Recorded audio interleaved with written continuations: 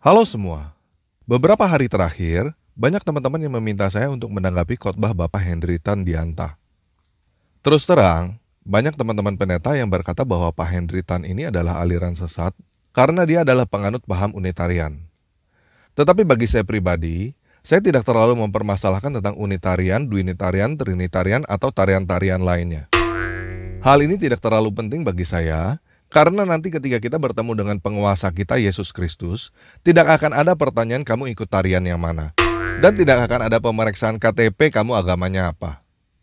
Yang akan Yesus tanyakan nanti adalah apakah kamu mengasihi aku? Apakah ketika aku lapar kamu memberikan aku makanan? Apakah ketika aku haus kamu memberikan aku minum? Apakah ketika aku telanjang kamu memberikan aku pakaian? Dan seterusnya. Kamu ikut tarian manapun, tetapi kamu tidak mengasihi sesamamu, tidak ada gunanya. Perbedaan pendapat di dalam kekristenan adalah kekayaan Kristus yang harus kita hargai. Dan justru karena kita berbeda, kita harus saling mengasihi. Mengenai perkataan Pak Henry Tan bahwa aliran ini sesat, aliran itu sesat, itu tafsir dia sendiri, pendapat dia sendiri. Itu urusan dia dengan Tuhan. Kalau menurut teman-teman tindakan Pak Henry Tan itu tidak bagus, ya nggak usah diikutin. Jadi, walaupun mungkin ada beberapa perbedaan pendapat antara saya dengan Pak Henry Tan, saya tidak berkata bahwa Pak Henry Tan sesat karena berbeda pendapat dengan saya. Nah, saya membuat video ini karena saya mendapatkan link khotbah Pak Henry Tan dari salah seorang pengunjung yang isinya harus saya tanggapi, karena isinya sama sekali bukan kebenaran, tetapi fitnah. Saya mengatakan bahwa Pak Henry Tan telah melakukan fitnah, bukan karena dia menafsirkan atau memberikan pendapat, tetapi karena Pak Henry Tan telah memberikan informasi yang salah dan merugikan pihak yang lain. Pada video ini, saya akan menjelaskan fitnah apa yang telah dilontarkan oleh Pak Henry Tan. Saya akan memberikan bukti bahwa apa yang dikatakan Pak Henry Tan adalah fitnah. Dan saya berharap Pak Henry Tan bersedia minta maaf kepada pihak-pihak yang dirugikan oleh perkataannya. Jika Pak Henry Tan tidak bersedia minta maaf, ya sudah nggak apa-apa juga sih. Pihak-pihak yang dirugikan juga tidak akan menuntut kok. Paling yang dilakukan hanya berdoa supaya Bapak mengampuni Pak Henry Tan karena dia tidak tahu apa yang dia lakukan. Oke, kita mulai aja ya.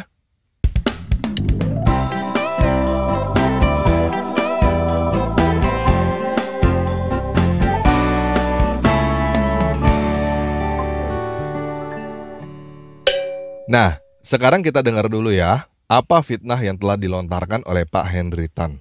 Siapa yang boleh melakukan revisi? Untuk Indonesia hanya Lembaga Alkitab Indonesia.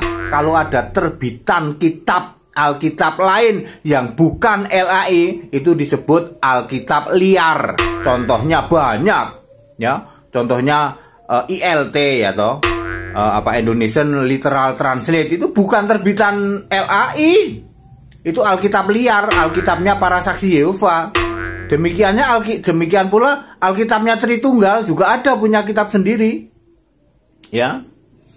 LAI punya, yang lainnya juga punya. Apa kitab Tritunggal? Ya segala tulisan-tulisan Calvinis itu kitab dia, ya. Yang boleh melakukan revisi hanya Lembaga Alkitab Indonesia. Silahkan datang ke LAI kalau berani. 5 menit Anda pasti ngabur. Di LAI itu doktor-doktor. Yang boleh melakukan revisi hanya Lembaga Alkitab Indonesia. Pendeta-pendeta nggak boleh melakukan revisi. Revisinya pendeta itu tafsir Calvinis, itu revisi versi pendeta. Makanya di situ ada Allah Tritunggal, ada baptis percik, ada apa lagi? Ada boleh cerai. Ya. Itu di situ. Itu para pendeta mencoba merevisi Calvinis, Tertullianus. Makanya aliran Tritunggal disebut aliran Calvinis. Jangan sampai terus Alkitab ini menjadi gampang dipahami dengan otak manusia. Nih, udah ngalami nih. Dulu waktu saya di Tritunggal, pakai pikiran doang berusaha memahami Alkitab. Untuk paham Tritunggal, Allah yang esa aja nggak bisa. Tetap Tritunggal, muter-muter Tritunggal. Ini saya ngalami sendiri. Yang boleh melakukan revisi hanya untuk Indonesia, Lembaga Alkitab Indonesia. Harus tergabung di yang ketiga, menyelaraskan dengan United Bible Society, UBS ya. Oke, kita sudah mendengar apa yang dikatakan oleh Pak Henry Tan. Jadi sekarang saya mau memberikan koreksi atas informasi salah yang telah dilontarkan oleh Pak Henry Tan. Yang pertama, pernyataan bahwa hanya Lai yang boleh merevisi Alkitab. Hal ini tidak seluruhnya benar, karena Lai tidak punya hak monopoli atas Alkitab. Naskah asli Alkitab adalah milik publik, dan oleh sebab itu, semua orang pada dasarnya berhak untuk menerjemahkan Alkitab sendiri. Tidak perlu izin dari pihak Lai atau dari pihak manapun. Karena Lai bukan yang punya naskah asli Alkitab. Lai punya hak cipta atas Alkitab yang diterjemahkan oleh Lai. Dan hanya Lai yang berhak merevisi Alkitab yang diterjemahkan oleh Lai. Tidak ada yang boleh melakukan plagiat terhadap Alkitab yang diterjemahkan oleh Lai. Dalam artian, kamu tidak boleh copy-paste seluruh isi Alkitab terjemahan Lai, lalu misalnya kamu ganti semua kata bapak menjadi ayah, lalu kamu klaim bahwa itu adalah hasil karya kamu. Itu namanya plagiat. Itu yang tidak boleh. Kamu juga tidak boleh menerjemahkan Alkitab ke bahasa daerah dengan menggunakan Alkitab terbitan Lai sebagai sumber referensi tanpa seizin Lai. Jadi kalau kamu dapat izin Lai, boleh. Jadi Lai tidak punya hak untuk melarang siapapun menerjemahkan Alkitab. Lai aja nggak punya hak untuk melarang orang lain menerjemahkan Alkitab. Apalagi Pak Henry Tan. Yang kedua, Lai bukan satu-satunya lembaga penerjemah Alkitab resmi di Indonesia. Lai berdiri secara resmi pada tahun 1954. Dalam artian, menjadi badan hukum dengan akta notaris, sama seperti badan-badan hukum lainnya. Tetapi, bukan berarti Lai ditunjuk resmi oleh pemerintah. Sama seperti jika kamu mendirikan perusahaan dengan akta notaris, maka perusahaanmu adalah perusahaan resmi, bukan perusahaan liar. Tetapi resmi itu bukan berarti kamu boleh monopoli, dan juga bukan berarti kamu adalah satu-satunya yang ditunjuk oleh pemerintah. Yang bisa disebut dengan Alkitab terjemahan liar adalah seperti Alkitab yang saya terjemahkan, Alkitab tanpa ragi. Saya tidak berbadan hukum, dan saya tidak didukung oleh gereja manapun. Alkitab tanpa ragi sama liarnya seperti kitab Matius yang pertama kali diterjemahkan ke dalam bahasa Melayu oleh seorang pedagang yang bernama Ruil pada tahun 1612. Juga pada tahun 1894, Alkitab bahasa Batak selesai diterjemahkan oleh seseorang yang bernama Nommensen. Dan perlu teman-teman ketahui, sebelum resmi berdiri pada tahun 1954, Lai sudah beroperasi menerjemahkan Alkitab. Yang artinya, sebelum 1954, Lai juga adalah penerjemah Alkitab liar yang tidak punya badan hukum resmi. Sebelum ada Lai, sudah ada lembaga penerjemah Alkitab lainnya.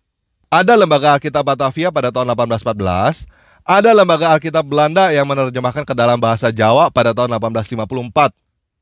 Lai adalah badan hukum yang berbeda, bukan penerus lembaga-lembaga Alkitab sebelumnya.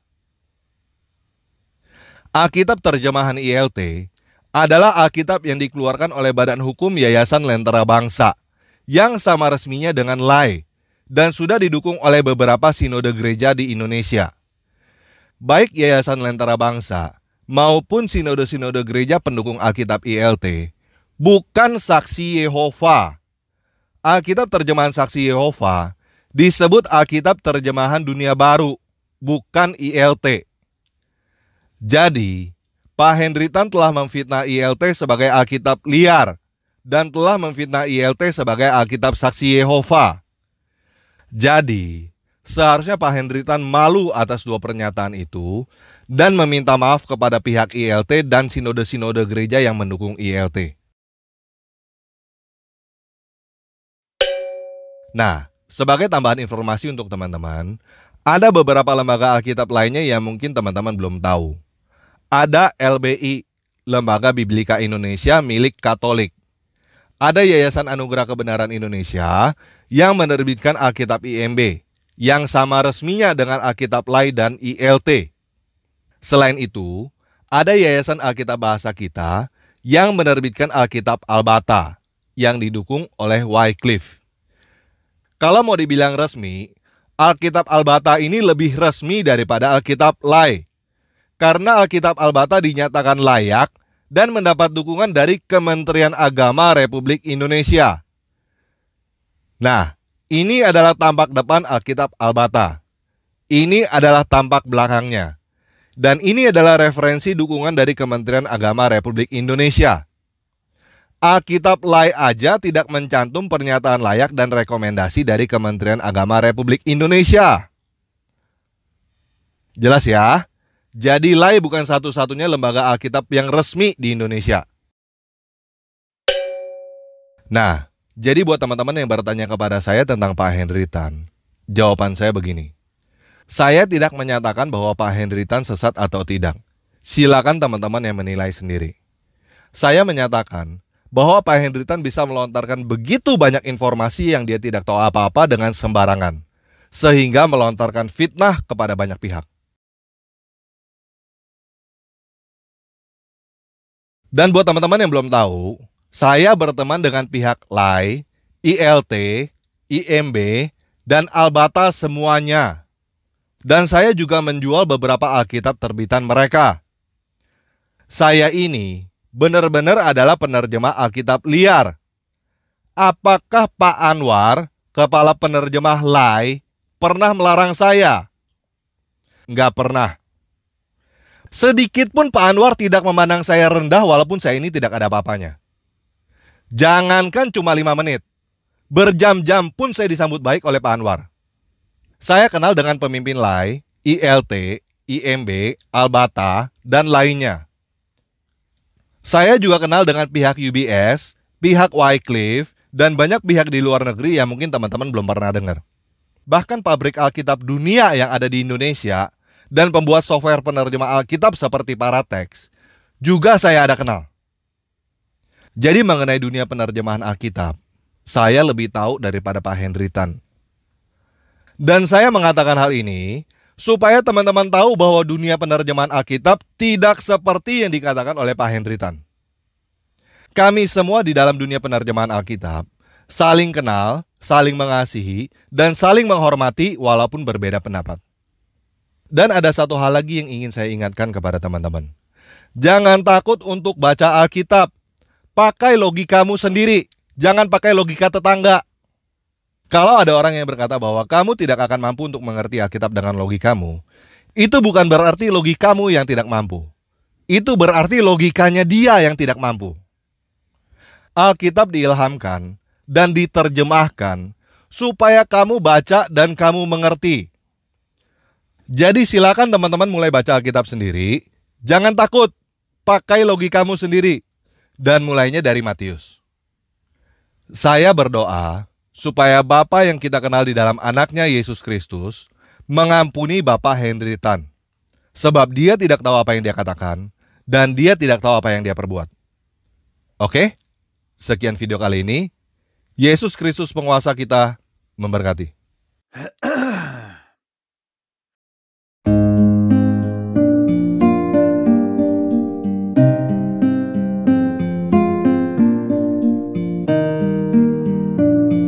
Bapa kami yang di surga, dikuduskanlah namamu, datanglah kerajaanmu, jadilah kehendakmu di bumi seperti di surga. Berikanlah hari ini makanan kami secukupnya, dan ampunilah kami ini seperti kami juga ampuni orang yang bersalah. Jauhkanlah kami dari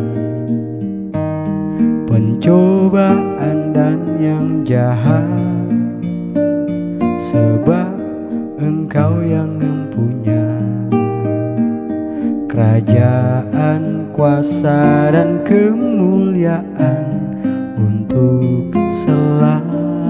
punya. Walaupun ku tak mengerti segala rencanamu, namun ku kan percaya rancanganmu terindah.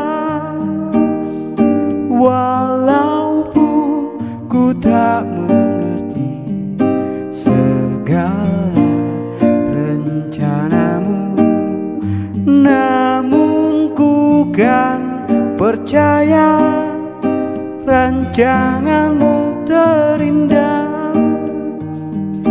Rancanganmu terindah.